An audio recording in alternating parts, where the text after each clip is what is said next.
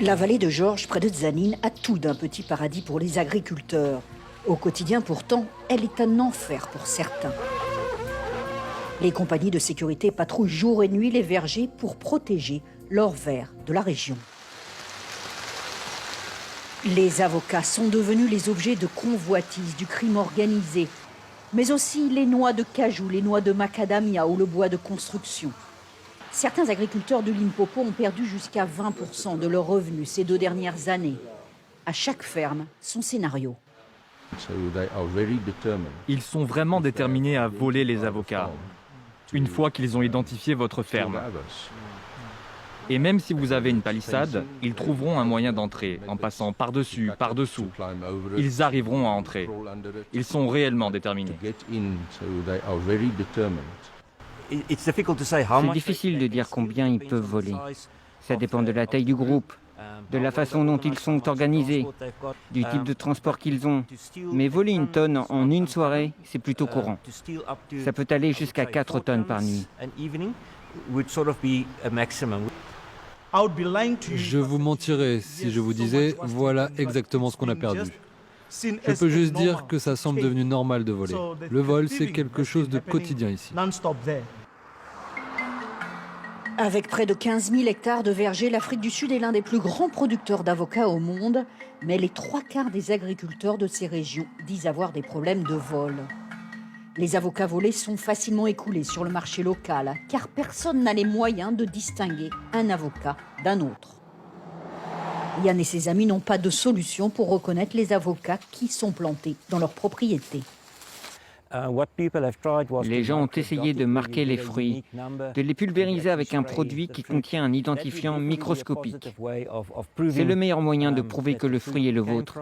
Mais bon, une fois de plus, vu les volumes énormes que nous avons, je ne pense pas que qui que ce soit puisse concrètement utiliser ce genre de méthode.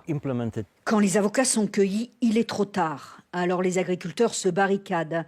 Depuis que sa propriété de 45 hectares est complètement électrifiée avec système d'alarme intégré, Yann peut réagir très vite.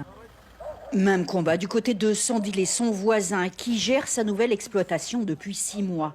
Lui fait de la noix de macadamia une denrée encore plus précieuse que l'avocat. Voilà nos noix, 45 rand le kilo. C'est beaucoup d'argent.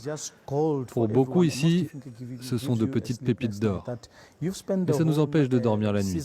Imaginez, vous avez passé toute la saison sous la pluie, à mettre les engrais, organiser les arrosages, payer les employés, et juste au moment de récupérer le fruit de votre travail, quelqu'un vient tout prendre sur les arbres ou dans nos silos. Le modus operandi, les sociétés de sécurité le connaissent. Cette société est la plus petite compagnie de sécurité privée de Tzaneen. Marius, le patron, a quand même 230 employés. C'est là qu'on a trouvé 6 sacs pleins, juste à l'extérieur de la bananerie. Ils se servent de ces bananiers pour se cacher. Quand nos gardes sont passés, ils entrent et ils cueillent.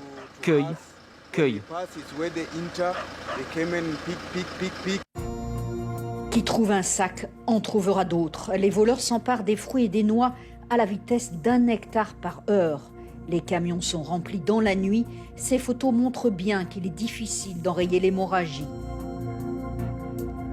À 1 000 € la tonne d'avocats, il y aura toujours des candidats pour se cacher dans ces propriétés. 95% des gars nous disent qu'ils veulent parce qu'ils n'ont pas de boulot. Et ça, c'est de l'argent facile, vraiment facile. Tu coupes une palissade, tu remplis quelques sacs, et voilà, t'es parti.